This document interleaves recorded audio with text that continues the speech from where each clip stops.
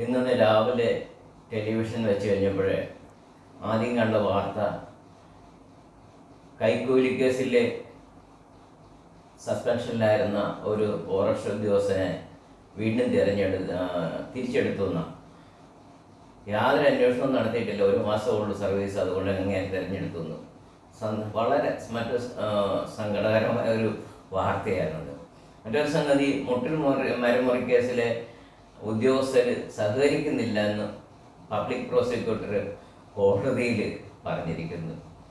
മറ്റൊരു വാർത്ത, കൊച്ചിൻ കോർപ്പറേഷനിലെ കെട്ടിടങ്ങൾക്ക് നമ്പരിടാൻ ഉത്തരവാദിത്തമുള്ള വലിയ ശമ്പളം മേടിക്കുന്ന ഉദ്യോഗസ്ഥരെ പ്രത്യേക അന്വേഷണ സംഘം ഓടിച്ചിട്ട് പിടിച്ചു 15,000 രൂപ കൈക്കൂലി വാങ്ങിച്ചു. മറ്റൊരു വാർത്ത, 2 വാഹന വകുപ്പിലെ ഉദ്യോഗസ്ഥരെ 72,000 രൂപയോടുകൂടി വിജിലൻസ് പിടിച്ചു. ഇതാണ് ഇന്നത്തെ വാർത്ത. ഈ വാർത്തയുടെ എല്ലാ വിശദാംശങ്ങൾ ഞാൻ യൂട്യൂബിൽ കൊടുക്കുന്നുണ്ട്. ചിരിക്കല്ലാതെ സങ്കടപ്പെടാൻ പറ്റുന്നില്ല. ചിരിക്കല്ലാതെ എന്ത് ചെയ്യാനാണ്?